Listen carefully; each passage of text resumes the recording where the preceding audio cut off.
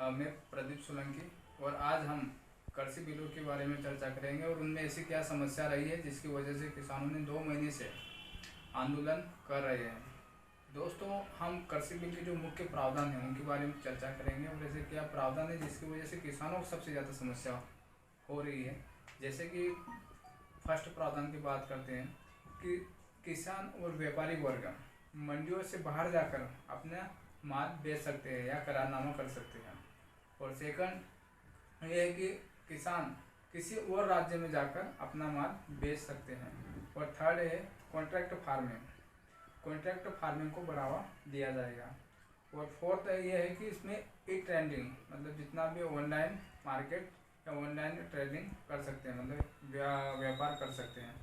दोस्तों, किसानों को सबसे ज़्यादा समस्या यह है, हालांकि सरकार ने एमएसपी पे कोई ऐसा कानून की बात भी नहीं की और एमएसपी का कोई प्रावधान भी नहीं है, लेकिन इस बिलों में सबसे बड़ी समस्या ये उभर के आई है कि एमएसपी रहेगी कि नहीं रहेगी। तो हम एमएसपी पे बात करते हैं। तो दोस्तों, जो स्वामीनाथन कमेटी बनी थी और कमेटी ने सुझाव दिए थे उस समय कि किसानों को उनकी लागत का तकरीबन 50% बचत के साथ उसका एमएसपी तय होना चाहिए। मतलब अगर लागत 1600 रुपये है तो कम से कम उसको एमएसपी के रूप में 2400 रुपये मिलना चाहिए। मतलब उसकी जो पर क्विंटल अगर गेहूँ है या चावल है या कोई और फसल हो तो उसका तकरीबन मतलब 2400 रुपये, अगर 1600 लागत आ रही तो अगर ज़्यादा लागत आ रही तो उसके तुलना में उसे ज़्यादा पैसे मिलना चाहिए। तो उस सुझाव या उस कमेटी के सुझाव को उस समय की जो गवर्नमेंट थी उन्होंने भी नज़रअंदाज किया है। लेकिन आज जो बीजेपी गवर्नमेंट है, बीजेपी गवर्नमेंट ने भी उसे नज़रअंदाज किया और नए कानून ला के थोप दिए और जिसमें व्यापारी वर्गों के एकदम वो स्वतंत्र हो गए और शायद वो किसानों से डायरेक्ट उनके माल खरीद सकते हैं। तो किसानों को ये डर है कि हमें शायद एमएसपी नहीं मिल पाएगी। और रही बात एमएसपी की, तो जैसे कि द हिंदू पेपर ने 14 सितंबर से 14 अक्टूबर तक सर्वे किया था पूरे देश में और तकरीबन 600 मंडियों में, और वहाँ निकल के ये आया कि करीबन देश के 34% किसानों को ही एमएसपी मिल पाती है। और उसमें भी सिर्फ गेहूँ और चावल के फसलों को, उसमें से जो सरकार ने 23 फसलों की जो एमएसपी तय करती है उनमें से बहुत गिनी चुनी फसलों को ही थोड़ा बहुत एमएसपी मिल पाता है। और उसमें सबसे ज़्यादा फायदा गेहूँ और चावल वाले जो एमएसपी तय होती है वहाँ पे ही मिल पाया। मतलब तकरीबन 10-12 फसल ऐसी है जिसमें एमएसपी तय ही नहीं होती और मिलती भी नहीं है, और मिलती भी तो बहुत कम मिलती है। तो क्या देश के 70 या 68 या 66% जो किसान हैं उनको एमएसपी नहीं मिल रही है, और अन्य फसलों में से सिर्फ देश के किसानों को सिर्फ 6% किसानों को ही एमएसपी तय होती है, एमएसपी मिल पाती है। और उसमें से वो किसान आते हैं जो बड़े किसान हैं, जो व्यापारी वर्ग के तक के किसान हैं जिनकी पकड़ है और जिनका मतलब उत्पादन क्विंटल या टन में होता है। और रही बात सेकंड जो प्रावधान था, किसी और राज्य में जाकर किसान अपनी फसल बेच सकते हैं। तो किसान इतना सक्षम नहीं है, वो अपनी मंडियों तक ले जा नहीं पाता है। आज भी किसानों की पहुंच मंडियों तक नहीं है। बहुत कम किसान हैं जिनकी मंडियों तक पहुंच है, क्योंकि जो भारत में कृषि जोतों का जो औसत है वो 2.4 है, मतलब 2 एकड़ ऊपर, मतलब 4 पॉइंट, मतलब 1-2 बीघा ऊपर है। तो सोचो इतनी कम खेती वाला किसान कैसे मंडी में जाएगा, और मंडी में जा भी रहा तो क्या वो व्यवसायिक कृषि कर पा रहा, क्या वो कृषि उसका धंधा है, क्या वो तो आजीविका के लिए कर रहा है। तो कहीं ना कहीं वो किसान छोटा किसान है और उसको कोई मतलब नहीं होता है, और कहीं ना कहीं उसका जो दैनिक खर्चा है वो कहीं ना कहीं साहूकार के ऊपर डिपेंड रहता है, क्योंकि उसे ऋण देता है। तो कहीं ना कहीं व्यापारी वर्ग उनको दबाव बनाकर उनके पास ही वो माल बेचवाते या बेचते हैं तो ये छोटे किसानों को उसका फ़ायदा नहीं हो पा रहा। तब छोटे किसान किसी और राज्य में जाके अगर अपनी फसल बेचता है तो मुझे लगता है कि वो ऐसा नहीं कर पाएगा, और नहीं कर पाने का वजह यह है कि उसका उत्पादन बहुत कम हो रहा है। और अगर चलो ठीक है, मान लिया जाए कि वो बेचता भी है तो क्या उसका परिवहन भाड़ा या तो सरकार देगी या फिर व्यापारी वर्ग देगा या फिर वो फसल में ऐड कर देगा, क्योंकि व्यापारी वर्ग का मतलब ही होता है वो फ़ायदा। वो हमेशा किसान के उत्पादन के ऊपर तकरीबन 12 या 5, 10, 12 रुपये निकालता है, तो वो व्यक्ति नहीं चाहेगा कि वो फसल के मतलब परिवहन का भाड़ा भी दे, क्योंकि अगर फसल इतनी महंगी बिके तो हो सकता है मार्केट में उसकी प्राइस बढ़ जाएगी और वो महंगाई के रूप में सामने आएगी और सरकार और उस पर कंट्रोल करने की कोशिश करेगा। तो ये पूरा चक्र है ना, कहीं ना कहीं इसमें किसान का ही नुकसान है और किसान मुझे नहीं लगता कि बाहर जाके बेचेगा।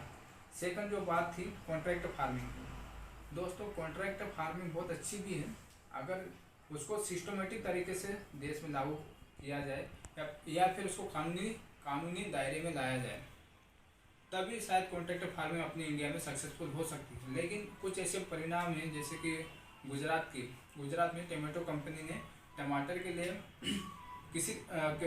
लिए किसानों और कंपनी के बीच में करारनामा हुआ था और उस करारनामा में कंपनी ने उनसे वादा किया था और जब उसकी फसल तैयार हुई थी, किसानों की फसल तैयार हुई थी, तो उनसे लिया भी।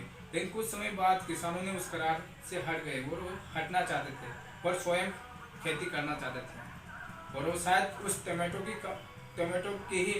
की ही खेती करना चाहते थे क्योंकि उसको उस क्षेत्र का अनुभव हो गया था और वो अपना खुद का उस सेक्टर में या वो अपनी खेती में कार्य करना चाहते थे।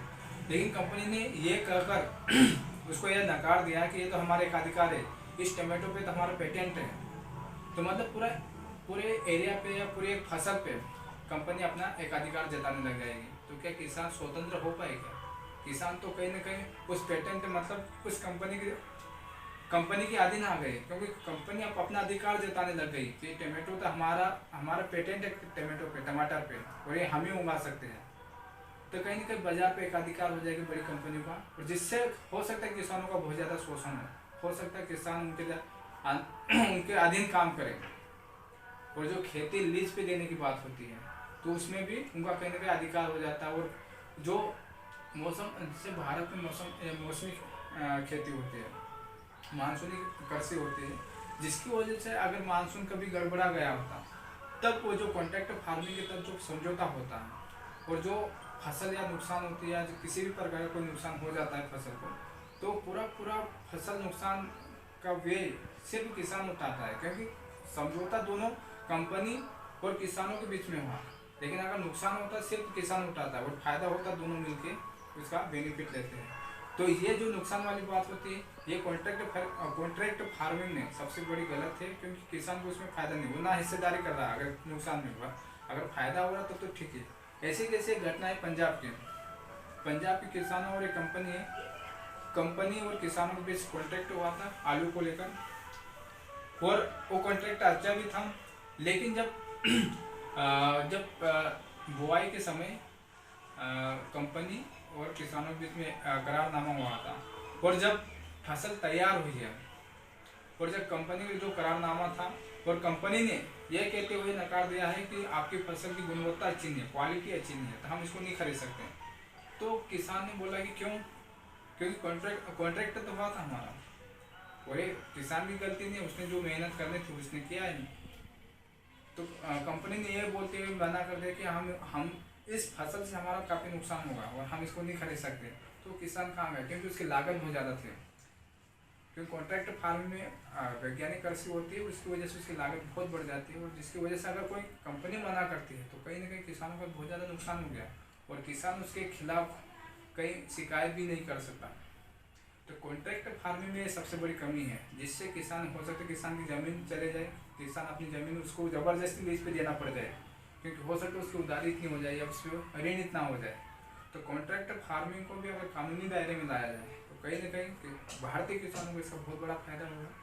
और रही बात इस किसान बिल में और भी ऐसे प्रावधान है जो किसानों को हमेशा संदेह रहता है कि सरकार क्या कर रही है, सरकार की लगाम नहीं है किसान या मंडियों पे। अगर किसान तो चाहते हैं, अगर जैसे कि मिनी मंडियों की बात उठी थी 2015-16 में, तब सरकार ने घोषणा किया था कि हम हर छोटे शहरों में मिनी मंडियाँ लगाएंगे, छोटी मंडियाँ लगाएंगे। और मुझे लगता है ये जो सोच थी सरकार की बहुत अच्छी सोच थी। शायद अगर ग्रामीण सेक्टर में या छोटे छोटे शहरों में अगर मिनी मंडियाँ लग जाती तो किसानों को किसी और दूर मंडियों में नहीं जाना पड़ता और शायद उसको सही दाम अपने पड़ोस से अपने गाँव शहर में ही मिल पाता। और शायद इससे मार्केट भी बड़ा होता और किसानों की आमदनी भी दुगनी हो जाती। जैसे प्रधानमंत्री पीएम नरेंद्र मोदी जी बोलते हैं कि 2024 से 2022 तक किसानों की आय दुगनी करूँगा, और शायद ये योजना सफल हो जाती तो शायद किसानों की आय दुगनी भी हो जाती, लेकिन ऐसा हुआ नहीं है। और भी कुछ ऐसी घटनाएं हैं जो इस कानूनी के जो किसान बिल के जो प्रावधान है उसके खिलाफ नज़र आती है। जैसे लॉकडाउन में हमारे एरिया की बात करता हूँ, कॉटन की जो कपास की खेती होती है, तो कपास लॉकडाउन के टाइम पे तकरीबन मंडियों में सिर्फ मंडियों में 5200 रुपये कुंटल जा रहा था, लेकिन कुछ व्यापारी वर्ग थे जो लॉकडाउन में इसका फ़ायदा उठाए और 2500 रुपये कुंटल और किसी ने 3000 कुंटल भी लिए हैं, और वे सिर्फ फ़ायदा बड़े व्यापारी वर्गों को ही हुआ और वो लास्ट में जाके 5200 रुपये कुंटल बेची है। तो मतलब एक कुंटल भी 1200-2000 का नुकसान हो रहा। तो सोचे व्यापारी वर्ग कभी भी किसानों का फ़ायदा नहीं सोचते, वो चाहते हैं कि हमारा ही फायदा हो। तो सरकार अगर इसको कानूनी दायरे में नहीं लाएंगे व्यापारी वर्गों को, अगर वो स्वतंत्र है तो शायद वो किसानों को सबसे ज़्यादा शोषण करना शुरू कर देंगे। और MSP इतनी ज़्यादा भी नहीं दे रहे आप लोग सिर्फ 10 या 20% तो बढ़ा के दे रहे हो। 1600 की जगह आप 2400 देना चाहिए, लेकिन आप सिर्फ 1800-1900 दे रहे हैं। 300 रुपये देने से क्या होगा? अगर MSP देना ही हो तो स्वामीनाथन कमेटी के द्वारा जो सुझाव दिए गए थे तो सुझाव के हिसाब से ही दिया जाए। 50% बचत के साथ जो MSP मिलना चाहिए वो MSP देना चाहिए। और भी ऐसे कुछ प्रावधान है, सरकार को पुनरावलोकन करना चाहिए, हर नीति का पुनरावलोकन करना चाहिए और इसका एक नया रोड मैप, नया खाका तैयार करके उसको लागू करवाने की कोशिश करनी चाहिए। धन्यवाद।